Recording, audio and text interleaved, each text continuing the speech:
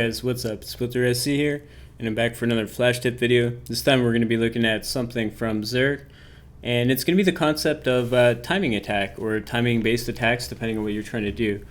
And you should always have a game plan when you go into a game for, when you want to try to take advantage of your opponent. Depending on whatever build you're doing, it really doesn't matter. You're going to have a few timings you want to try to exploit, depending on what your opponent's doing, right? If he's playing really defensive, you might not necessarily have those available to you. But if he's playing really aggressive or whatever, sometimes you'll be able to defend it and kind of push out, and it'll slow your timing down, but your timing will be more powerful.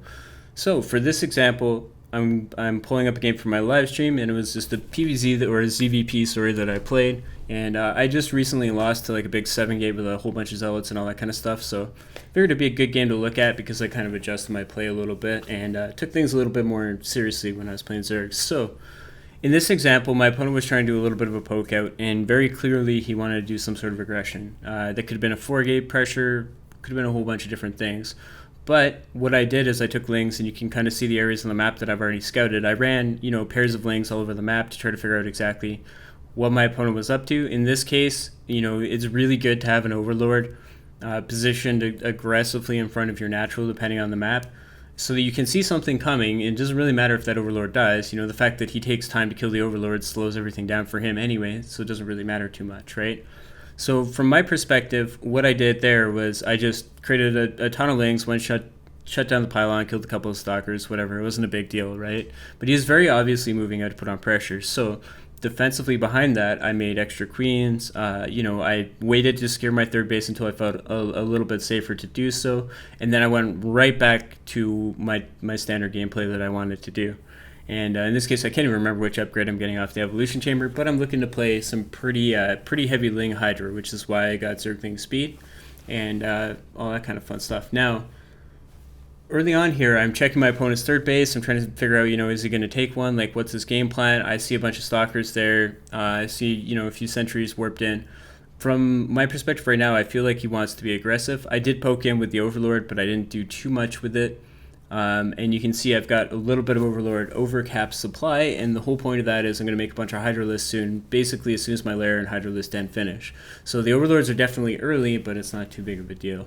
And I want to get up my gases. I want to saturate, not my third base gas, but I want to saturate my third base minerals, which I'm going to do, and just really focus heavily on my injects, focus on constant scouting. You can see I'm really worried about a third base. As soon as I see that warp prism, that triggers the fact that, hey, I got to go into unit production now because my opponent is trying to attack me. So no more drones, nothing like that. You need to really start getting into unit production. So I'm adding in all the pieces that I'm going to need to be able to hold this, including things like the macro hatchery, which are going to allow me to hold his, hold off his pressure, hold off his aggression, and feel pretty set up to do so. Now in this game, I've already taken the time to kill those rocks, so it's going to give me a little bit more time to defend against it. But I'm looking to hit a timing where I have mostly Zergling Hydra. Now, the nice thing about Ling Hydra is it's really good against a lot of these gateway attacks, right? Which is exactly what he's trying to do. You can see there's a ton of sentries there.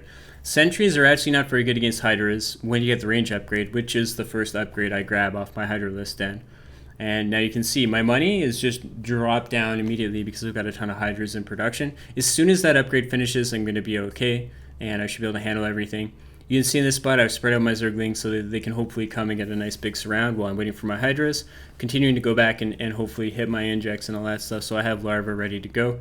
I'm not too desperate to engage this really early. I want to wait for my Hydras. As soon as I see them popping out, we're going to go for it. See the lings pulled and wrapped around on the sentries. My opponent, he should have had his mothership core there to recall. His force fields were less than good, but we're going to basically be able to just kind of wreck this attack. Now, when the lings die off, pull the Hydras back and all that kind of stuff. But I still want to hit him with my timing attack. Now, when people talk about timing attacks, it doesn't necessarily mean that, hey, like you have to hit at X time or it's bad, right? Timing attack is actually not based on the game clock. Timing attack is based on your units and your upgrades. For me, my timing is before he has, things like Colossus, which a lot of people still get, depending on the league. And before he takes a third base and all that, I want to really hit him with a hard timing attack that's mostly Ling Hydra. You can see my macro not exactly on point in the background. I'm actually watching a queen that's not injecting, and that kind of pains me a little bit. And the old creep spread's not too great, boys. But now that I've held off his attack and I've kind of pushed it back, I'm like, okay, cool. Now when I feel ready to go and I have everything set up at home, I'm going to go make my timing attack count, right? So in this case, I'm going to need a whole bunch of extra overlords so I can make my hydras. I'm taking up to hives so I can get vipers, taking a 4th base, ticking all the little boxes so that if my timing doesn't work, I have fallback plans that are going to be available. You saw me throw down my extra evolution chambers. That's so that I'm going to be able to get melee, ranged, and carapace so that I can go into ultralists and have just a ton of power there as well, right? But I've done all that. I've done my job in terms of defending his attack. I've done my job in terms of preparing myself in case there is more, going into the game. I've started to respread my creep a little bit. I'm feeling pretty comfortable. I'm feeling pretty confident. Now I'm going to make a ton of Hydra lists, kind of get that money spent, get it out of the way. I'm going to have those Hydras rally up, and we're going to go look for an attack. Now, normally, if you attack your opponent at like 14 minutes into the game with a bunch of Hydra lists and Zerglings, it's not really going to work out. It doesn't really matter, who it is. But because he put that pressure on, he delayed everything tech-wise himself. Like, he had to put a lot of money into those sentries that ended up not helping him out, right?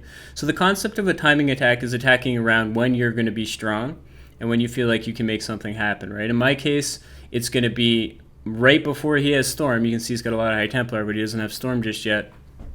And before his 3rd base and all that gets saturated up. And, it's going to work out pretty well for me. If I had waited until he had Storm, things might have been a lot different. But when I have all these Hydra lists now attacking into him, I'm going to be in fantastic shape. I can reinforce with Zerglings, all that stuff, as long as I'm hitting my injects. And my only goal is to hit that, that little window where I'm going to have timing to win the game, essentially, right? And in this case, my timing was before Storm was finished, before all his upgrades were finished. And, deliver the killing blow. In this particular game, that's exactly what happens. My opponent's basically dead. I don't want to, push up the ramp and try to kill his main base or anything. I've already killed his natural, killed his upgrades. So I'm going to go kill off his 3rd. Make sure he's completely shut down. And as you can see, now I'm going to work on my 4th base and get it going and all that stuff. Just kind of take care of ticking all the dots to make sure I win the game. And, make sure everything's okay. Here we go. He's got Storm. You can see, despite the massive disadvantage he has, the Storm does a tremendous amount of damage to my Hydralisks. And he's, if it wasn't for that, I might have been in a lot of trouble, guys. But we defended his attack, we pushed it away, and then we went ahead and just took him out with a good old-fashioned timing. And the timing was based around when my army was going to be at its strongest, not necessarily the game time. It's important that you remember that, guys. It's important that you go ahead and take full advantage of, when that stim upgrade finishes, when, you get Hydra range and Hydra speed, when you get, Baneling speed, whatever you're focused on in terms of making your attack work and doing some damage to your opponent. Don't be afraid necessarily of what he can have. Go figure out what you can accomplish with your timing and your attack and your damage and all that stuff.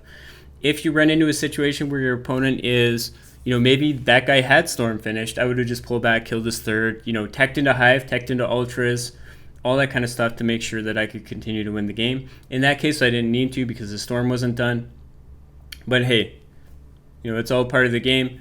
Make sure you're playing around your upgrades, you're playing around when you're strong, and don't look at the game clock. The game clock doesn't necessarily tell you everything you need to know about the game. Anyway, guys, this is filtersc. It's just a little bit of knowledge on timing attacks and what you need to look for to win games. Regardless of what your opponent kind of does to you or tries to do to you, there's always options available. Figured we talked about it a little bit here, guys, and I will see you guys next time.